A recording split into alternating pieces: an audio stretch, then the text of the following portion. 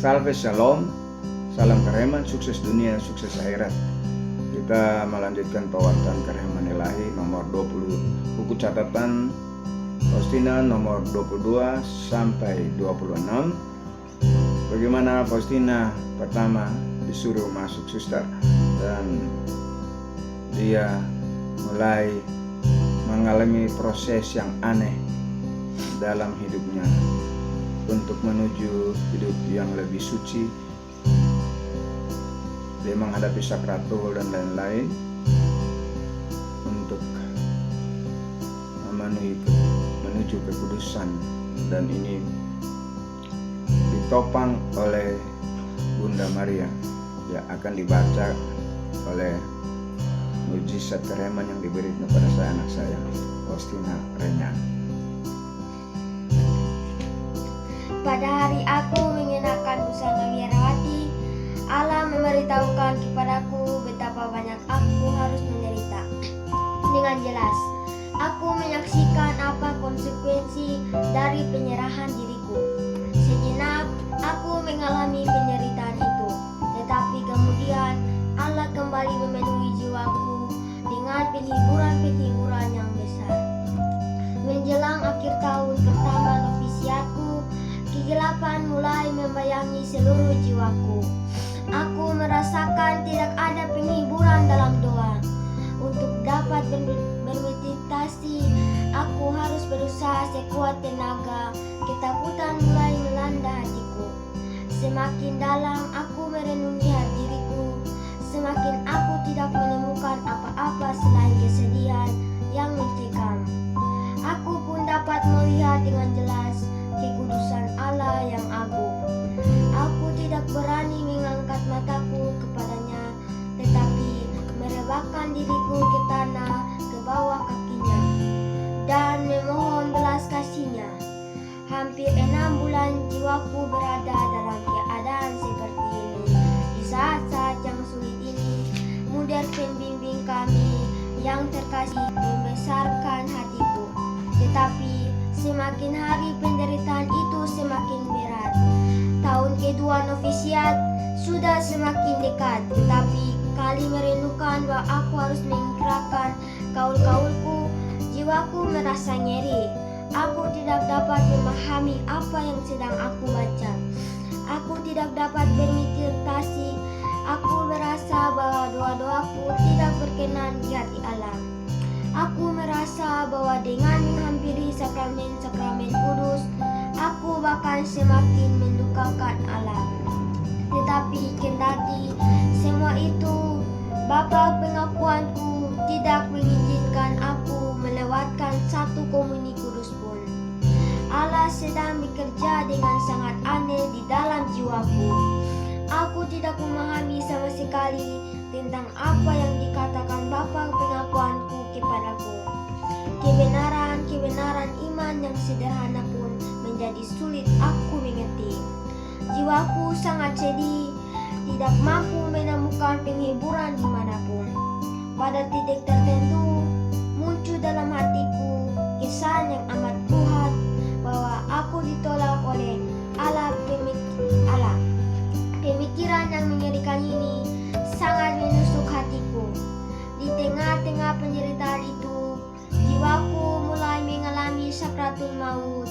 Aku ingin mati tetapi tidak bisa. Dalam hatiku muncul pemikiran, apa gunanya mengupayakan keutamaan? Mengapa harus bermati raga kalau semua itu ditolak oleh Allah? Ketika aku memberitahukan hal ini kepada pembimbing para novis, aku mendapat jawaban ini. Ketahuilah suster bahwa Allah telah memilihmu untuk meraih kesucian yang tinggi. Ini adalah tanda bahwa Allah menghendaki suster hidup sangat dekat dengan Dia di surga. Hendaknya suster sungguh-sungguh mengandalkan Tuhan Yesus. Pemikiran mengerikan bahwa telah ditolak oleh Allah sungguh merupakan siksaan yang diderita oleh orang terkutuk. Aku berlari kepada luka-luka Yesus dan mengulangi kata-kata penyerahanku. Tetapi kata-kata itu menimbulkan siksaan yang semakin menyakitkan dalam diri diriku. Aku pergi ke hadapan sakramen Maha Kudus dan aku mulai berbicara kepada Yesus. Yesus, Engkau berkata bahwa lebih mudah seorang ibu melupakan bayinya daripada Allah melupakan ciptaannya. Dan kalaupun ada ibu yang dapat melupakan bayinya, aku, Allah, tidak pernah akan melupakan ciptaanku. Oh Yesus, tidakkah Engkau mendengar betapa jiwaku mengeluh? Sudilah mendengarkan rintihan-rintihan yang memilukan dari anakmu. Aku mengandalkan Engkau ya Allah, sebab surga dan bumi akan berlalu, tetapi sabdamu akan bertahan selama-lamanya. Tetapi aku tetap tidak menemukan saat kelegaan. Pada suatu hari, ketika aku baru saja bangun dari tidur, ketika aku menempatkan diriku di hadirat Allah, tiba-tiba aku diliputi rasa putus asa. Kegelapan yang pekat menyelimuti jiwaku. Aku bergulas setengah mati sampai siang hari. Sesudah tengah hari, ketakutan yang sungguh mengerikan mulai mencekam diriku. Kekuatan fisikku mulai surut. Dengan cepat, aku pergi ke kamarku, berlutut di depan salib dan mulai menangis memohon belas kasih Allah. Tetapi Yesus tidak mendengarkan seruanku. Aku merasa kekuatan fisikku habis sama sekali. Aku jatuh lunglai di lantai. Rasa putus asa melanda seluruh jiwaku. Aku merasakan siksaan yang mengerikan, yang tidak ada badannya dengan siksaan yang neraka. Tidak berempat jam aku berada dalam situasi seperti itu. Aku ingin pergi dan bertemu dengan Buddha pembimbing, tetapi aku terlalu lemah. Aku ingin berteriak, tetapi aku tidak memiliki suara. Untunglah salah seorang suster masuk ke kamarku, mendapati aku dalam keadaan aneh seperti itu. Ia langsung memberitahu Buddha pembimbing. Seketika itu juga Buddha datang. Begitu masuk ke kamarku, ia berkata, "Demi ketaatan suci, bangkitlah dari lantai." Sengkonyong-konyong, suatu kekuatan membangkitkan aku dari lantai dan aku berdiri tegak. Dekat dengan Buddha pembimbing, dengan kata-kata yang ramah, Buddha mulai menjelaskan kepadaku, ini adalah cobaan yang diberikan kepadaku oleh Allah, katanya. Percayalah dengan teguh, Allah itu senantiasa Bapa kita, walaupun ia menguji. Aku kembali melaksanakan tugas-tugasku, seolah-olah aku telah keluar dari kubur. Perasaanku diliputi dengan apa yang telah dialami oleh jiwaku. Dalam ibadat sore, jiwaku mengalami sakatul maut, lagi dalam kegelapan pekat yang mengerikan. Aku merasa bahwa aku berada dalam kuasa Allah yang adil dan menjadi sasaran amarahnya. Pada saat yang mengerikan itu, aku berkata kepada Allah, Yesus, dalam Injil Engkau menyamakan dirimu dengan seorang ibu yang penuh kasih. Aku percaya akan sabdamu, sebab Engkaulah kebenaran dan kehidupan. Apapun juga yang terjadi, ya Yesus, aku mengandalkan Engkau meskipun dalam hatiku berkecamuk. Perasaan yang bertentangan dengan pengharapan. Lakukanlah apa yang ingin Kau lakukan terhadapku. Aku tidak pernah akan meninggalkan Engkau, sebab Engkaulah sumber hidupku. Hanya orang yang pernah mengalami saat-saat serupa itu dapat memahami betapa mengerikan siksaan jiwa seperti ini.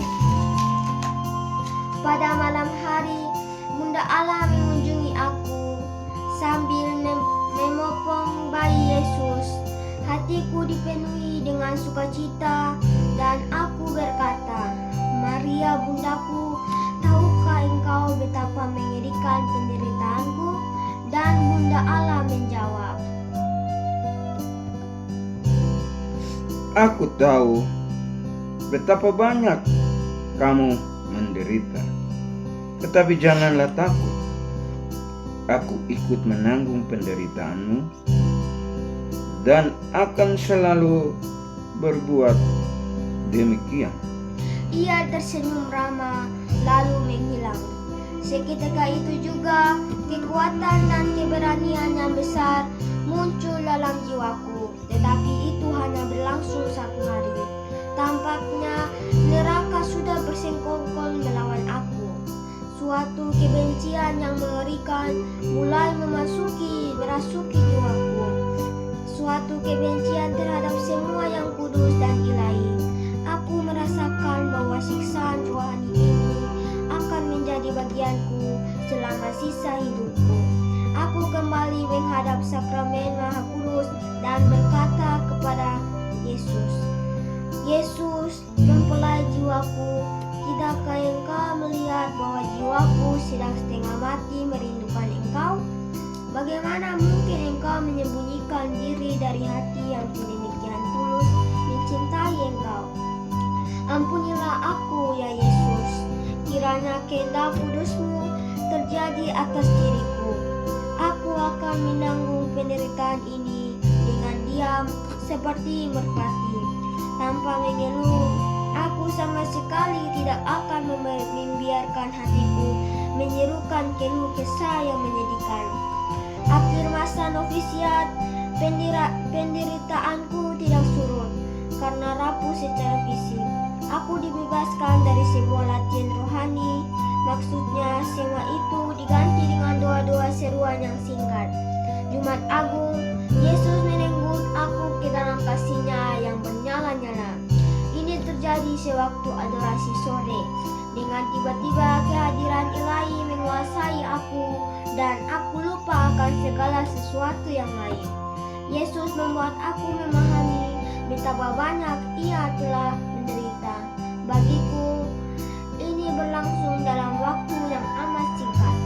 Aku merasakan suatu dambaan yang luar biasa, suatu kerinduan untuk mengasihi Allah. Sekian selama 6 bulan proses menuju kekudusan. Salam Karemat, sukses dunia, sukses.